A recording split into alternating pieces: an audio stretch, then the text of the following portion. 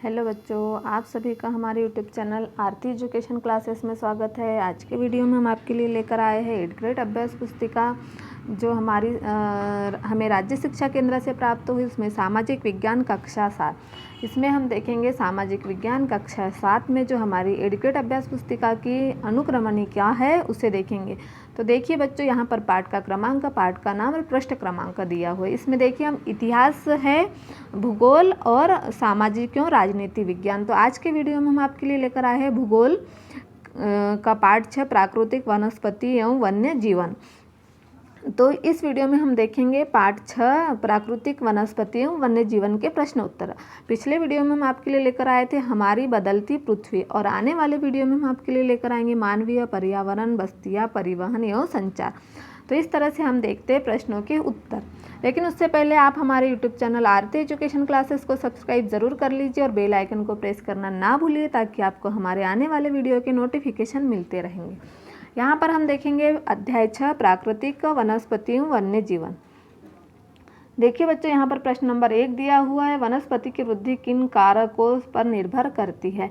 तो इस प्रश्न का उत्तर हमें मिलेगा हमारी 8th ग्रेड अभ्यास पुस्तिका भूगोल कक्षा 7 के पृष्ठ क्रमांक 39 पर। वनस्पति की वृद्धि तापमान एवं नमी पर निर्भर करती है। इसके अलावा यह ढाल एवं मिट्टी की परत की मोटाई जैसे कारकों पर भी निर्भर करती है।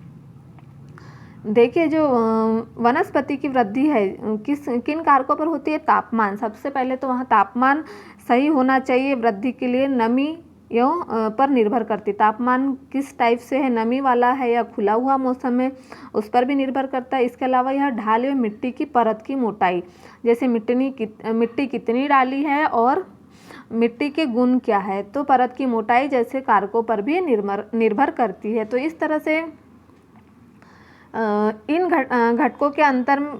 घटकों के अलावा वह अपने प्राकृतिक वनस्पति सघनता एवं प्रकार में भी वृद्धि होती है। तो इन तरह वनस्पति की वृद्धि निम्न कारणों पर निर्भर करती है। तो इसे आप अपने 8th ग्रेड अभ्यास पुस्तिका में नोट कर लीजिए। आइए बच्चों, हम अगला प्रश्न देखते हैं। प्रश्न क्रमांक 2, प्राकृतिक वनस्पति को कितनी श्रेणी में वर्गीकृत किया जाता है, उनका वर्णन कीजिए। जो प्राकृतिक वनस्पति है उनको कितनी श्रेणी में वर्गीकृत किया जाता है, उसका हमें क्या करना है, यहाँ पर वर्णन लिखना है। तो यह कहाँ मिलेगा हमें? भूगोल के पाठ्य पुस्तक के पृष्ठ क्रमांक 39 पर। प्राकृतिक वनस्पति को 3 श्रेणी में वर्गीकृत किया जाता है। जो प्राकृतिक वनस्पति है उसे 3 श्रेणी में वर्गीकृत किया जाता है, वन, घास, थल और कांटेदार झाड़ियाँ। तो देखिए, वन क्या है? वन जो वृक्षों के लिए उपयुक्त तापमान एवं परिपूर्ण वर्षा वाले क्षेत्र में उगते हैं। इन कारकों के आधार पर सघन एवं खुले वन विकसित होते हैं, इसे हम वन कहेंगे। फिर घास थल जो मध्यम वर्षा वाले क्षेत्र में विकसित होते हैं, और कांटेदार झाड़ियाँ, कांटेदार झाड़ एवं झाड़ियाँ केवल शुष्क क्षेत्रों में पैदा होते हैं। तो इस तरह से प्राकृतिक वनस्पति को 3 श्रेणियों में वर्गीकृत किया गया है, वन, घास, थल और कांटेदार झाड़ियाँ। आप इसे अपनी 8th ग्रेड अभ्यास पुस्तिका में नोट कर लीजिए। आइए बच्चों, अगला प्रश्न देखते हैं। भूमध्य रेखा के आसपास पाए जाने वाले वनों की विशेषताएं लिखिए। जो भूमध्य रेखा है उसके आसपास पाए जाने वाले वनों की विशेषता लिखना में यह मिलेगा हमें पाठ्य पुस्तक के पृष्ठ क्रमांक 40 पर। भूमध्य रेखा के आसपास उष्णकटिबंधीय सदाबहार वन पाए जाते हैं। भूमध्य रेखा के आसपास क्या है? उष्णकटिबंधीय सदाबहार वन पाए जाते हैं। ये घने वन्य भूमध्य रेखा या उष्णकटिबंध के पास पाए जाते हैं। क्या होते हैं? घने होते हैं एवं भूमध्य रेखा व उष्णकटिबंधीय के पास पाए जाते हैं। ये क्षेत्र गर्म होते हैं एवं पूरे वर्ष यहाँ अत्यधिक वर्षा होती है, चूँकि यहाँ का मौसम कभी शुष्क नहीं होता। यहाँ पूरे वर्ष वर्षा होते रहती है। तो इस तरह से भूमध्य रेखा के आसपास पाए जाने वाली वनों की विशेषताएं हैं। आइए बच्चों, हम अब देखते हैं अगला प्रश्न। भारत, उत्तरी ऑस्ट्रेलिया व मध्य अमेरिका में किस प्रकार के वन पाए जाते हैं, उनकी विशेषताएं हमें यहाँ पर लिखना है। इस प्रश्न का उत्तर हमें पृष्ठ क्रमांक 41 पर मिलेगा। भारत, उत्तरी ऑस्ट्रेलिया में किस प्रकार के वन पाए जाते हैं और मध्य अमेरिका में। तो भारत उत्तरी ऑस्ट्रेलिया व मध्य अमेरिका में उष्णकटिबंधीय पर्णपाती वन मानसूनी वन पाए जाते हैं। उष्णकटिबंधीय पर्णपाती और मानसूनी वन पाए जाते हैं। जो भारत उत्तरी ऑस्ट्रेलिया और मध्य अमेरिका के बड़े हिस्से में पाए जाते हैं। इन क्षेत्रों में मौसमी परिवर्तन होते रहते हैं। इन वनों में पाए जाने वाले दृढ़ काष्ठ वृक्षों में साल, सागवान, नीम तथा शीशम है। दृढ़ काष्ठ वृक्ष फर्नीचर, यातायात एवं निर्माण सामग्री बनाने के लिए बहुत उपयोगी होते हैं। यहाँ पर उष्णकटिबंधीय पर्णपाती वन मानसूनी वन होते हैं जो भारत उत्तरी ऑस्ट्रेलिया एवं मध्य अमेरिका के बड़े हिस्सों में पाए जाते हैं। इन क्षेत्रों में मौसमी परिवर्तन होते रहते हैं। जैसे जल संरक्षित रखने के लिए शुष्क मौसम में यहाँ के वृक्ष पत्तियाँ झाड़ देते हैं। इन वनों में पाए जाने वाले दृढ़ काष्ठ वृक्षों में साल, सागवान, नीम तथा शीशम है। दृढ़ काष्ठ वृक्ष फर्नीचर, यातायात एवं निर्माण सामग्री बनाने के लिए बहुत उपयोगी होते हैं। इन प्रदेशों में आमतौर पर पाए जाने वाले जानवर जैसे बाघ, शेर, हाथी, गोल्डन लंगूर एवं बंदर आदि रहते। तो इस तरह से भारत उत्तरी ऑस्ट्रेलिया व मध्य अमेरिका में वन पाए जाते हैं। इसे आप अपनी 8th ग्रेड अभ्यास पुस्तिका में नोट कर लीजिए। आइए बच्चों, हम अगला प्रश्न देखते हैं। प्रश्न क्रमांक 5, नीचे दी गई तालिका को पूर्ण कीजिए। हमें बताया गया है यहाँ पर देश व क्षेत्र, कटिबंध, घास स्थल और मैदान। तो देखिए बच्चों, यहाँ पर हमें दिया हुआ है ऑस्ट्रेलिया, उत्तरी अमेरिका, ब्राज़ील, वेनेजुएला, दक्षिण अफ्रीका, पूर्वी अफ्रीका और अर्जेंटीना। तो यहाँ पर ऑस्ट्रेलिया में क्या है, शीतोष्ण, और घास स्थल में और मैदान डान, इनका जो नाम है वह हम यहाँ पर लिखेंगे। उत्तरी अमेरिका में शीतोष्ण प्रेरी जो मैदान है, ऑस्ट्रेलिया में कटिबंध शीतोष्ण है और मैदान डान है। उत्तरी अमेरिका में शीतोष्ण और प्रेरी, ब्राज़ील में उष्णकटिबंधीय और कंपोस, वेनेजुएला उष्णकटिबंधीय लानोस, और दक्षिण अफ्रीका शीतोष्ण वेल्ड, और फिर है पूर्वी अफ्रीका उष्णकटिबंधीय सवाना, उष्णकटिबंधीय और सवाना, और अर्जेंटीना में है शीतोष्ण और पैम्पास।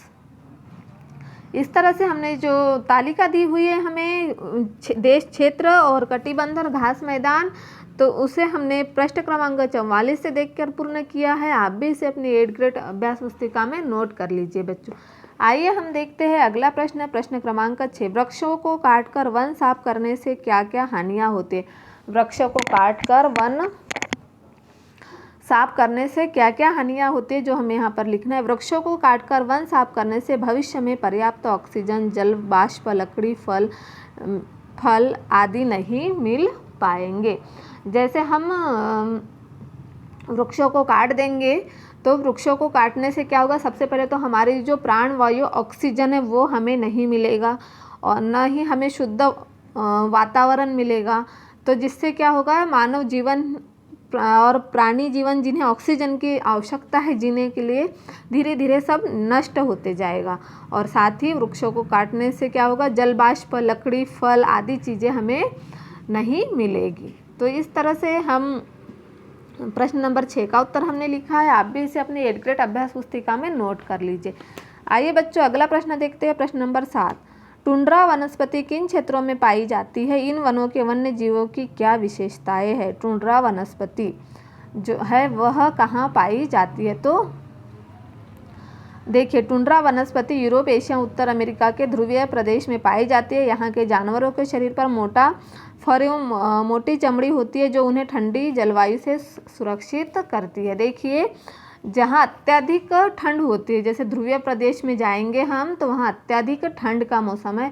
यहाँ बहुत ही सीमित प्राकृतिक वनस्पति मिलती है। यहाँ केवल काई, लाइकेन, छोटी झाड़ियाँ पाई जाती है। अल्पकालिक ग्रीष्म ऋतु के दौरान विकसित होती है। इसे हम क्या कहेंगे, टुंड्रा प्रकार की वनस्पति कहेंगे। ये वनस्पति यूरोप, एशिया, उत्तरी अमेरिका के ध्रुवीय क्षेत्रों में पाए जाते हैं। यहाँ पर जानवरों के शरीर पर मोटा फर, यहाँ के जो जानवर होते हैं उनके शरीर पर मोटा फर और मोटी चमड़ी जो उन्हें ठंडी जलवायु में सुरक्षित रखती है। यहाँ पर पाए जाने वाले कुछ जानवर सील, वालरस, कस्तूरी बैल, ध्रुवीय उल्लू, ध्रुवीय भालू और बर्फीली लोमड़ी, इस तरह से यहाँ पर प्राणी पाए जाते हैं। टुंड्रा वनस्पति यहाँ पर कब पाई जाती है? अल्पकालिक ग्रीष्म ऋतु के दौरान विकसित होती है। तो इस तरह से जो है टुंड्रा वनस्पति उत्तर अमेरिका के ध्रुवीय प्रदेशों में पाई जाती है और यहाँ के जो वन्य जीव है उनके शरीर पर मोटा फर एवं मोटी चमड़ी होती है। ठीक है बच्चों, आप इसे अपनी 8th ग्रेड अभ्यास पुस्तिका में नोट कर लीजिए। आइए बच्चों हम अगला प्रश्न देखते हैं। प्रश्न क्रमांक 8, शीतोष्ण घास प्रदेशों में पाए जाने वाले वन्य जीवों के नाम लिखिए। जो शीतोष्ण घास प्रदेशों में पाए जाते हैं उन वन्य जीवों के हमें नाम लिखना है। तो यह कहाँ मिलेगा? हमें भूगोल के पाठ्य पुस्तक के पृष्ठ क्रमांक 44 पर। शीतोष्ण घास प्रदेश, तो ये क्या है? शीतोष्ण घास प्रदेश में पाए जाने वाले वन्यजीव जंगली भैंस, बाइसन, एंटीलोप आदि है। ये क्या मध्य अक्षांशीय क्षेत्रों और महाद्वीपों के भीतरी भागों में पाए जाते हैं। ये क्या होता है? मध्य अक्षांशीय क्षेत्रों और महाद्वीप के भीतरी भागों में पाए जाते हैं। यहाँ की घास आमतौर पर छोटी और पौष्टिक होती है। शीतोष्ण प्रदेशों में सामान्यतः जंगली बाइसन, एंटीलोप पाए जाते हैं। तो इस तरह से प्रश्न नंबर 8 का उत्तर लिखा बच्चों। आप भी इसे अपनी 8th ग्रेड अभ्यास पुस्तिका में नोट कर लीजिए। आइए बच्चों अगला प्रश्न देखते हैं। प्रश्न क्रमांक 9, विश्व का फालोद्यान किस क्षेत्र को व क्यों कहा जाता है? विश्व का जो फालोद्यान है वह किस क्षेत्र में है को और क्यों कहा जाता है? तो इस प्रश्न का उत्तर, विश्व का फालोद्यान भूमध्य सागरीय प्रदेश को कहते हैं क्योंकि यहाँ फलों की कृषि होती है। जो विश्व का फलोद्यान है वह भूमध्य सागरीय प्रदेश को कहते हैं क्योंकि यहाँ पर क्या होता है? फलों की कृषि अधिक मात्रा में होती है। तो इस तरह से हमने प्रश्न नंबर 9 का उत्तर लिखा बच्चों। आप भी इसे अपनी 8th ग्रेड अभ्यास पुस्तिका में नोट कर लीजिए। आइए बच्चों अगला प्रश्न देखते हैं हम। प्रश्न क्रमांक 10, टैगा वन किस अक्षांश में पाए जाते हैं? इनमें पाए जाने वाले वृक्षों के उपयोग लिखिए। टैगा वन किस अक्षांशों में पाए जाते हैं? इस प्रश्न का उत्तर हमें मिलेगा प्रश्न क्रमांक 43 में मिलेगा, है ना। तो देखिए टैगा वन उत्तरी गोलार्ध के उच्च अक्षांशों 50 अंश से 70 अंश में भव्य शंकुधारी वन पाए जाते हैं। यहाँ कैसे होते हैं? भव्य शंकुधारी वन होते हैं। इन्हें टैगा भी कहते हैं। इन वनों के मुख्य पेड़ चीड़, देवदार आदि है। इन वृक्षों के काष्ठ का उपयोग लुगदी बनाने के लिए किया जाता है जो सामान्य तथा अखबारी कागज बनाने में आता है। अखबारी कागज बनाने के काम आता है। देखिए बच्चों, उत्तरी गोलार्ध के उच्च अक्षांशों में 50 अंश से 70 अंश के भव्य शंकुधारी वन पाए जाते हैं। इन्हें हम क्या कहेंगे? टैगा कहते हैं। इन्हें टैगा वन, जो पेड़ होते हैं इन्हें हम टैगा कहते हैं। तो जहाँ ये अधिक पेड़ है उस क्षेत्र का नाम टैगा वन है। ये वन अधिक ऊंचाइयों पर भी पाए जाते हैं। इन्हीं वृक्षों को सलीमा ने हिमालय में प्रचुर मात्रा में देखा था। ये लंबे नरम काष्ठ वाले सदाबहार वृक्ष होते हैं। इन वृक्षों के काष्ठ का उपयोग लुगदी बनाने के लिए किया जाता है जो सामान्य तथा अखबारी कागज बनाने में काम आते हैं। नरम काष्ठ का उपयोग माचिस में पैकिंग के लिए, बक्से बनाने के लिए भी किया जाता है। यहाँ पर चीड़, देवदार आदि इन वनों के मुख्य पेड़ यहाँ सामान्यतः पाए जाते हैं। तो इस तरह से टैगा वन और इनमें पाए जाने वाले वृक्षों के नाम हमने यहाँ पर लिख दिए हैं। आप भी इसे अपनी 8th ग्रेड अभ्यास पुस्तिका में नोट कर लीजिए। तो इस तरह से आज के वीडियो में हम आपके लिए लेकर आए थे हमारी 8th ग्रेड अभ्यास पुस्तिका कक्षा 7 का अध्याय 6 प्राकृतिक वनस्पति एवं वन्य जीवन। आने वाले वीडियो में हम आपके लिए लेकर आएंगे पार्ट 7 जो भूगोल का है, उसमें मानवीय पर्यावरण, बस्तियाँ, परिवहन एवं संचार के प्रश्न उत्तर।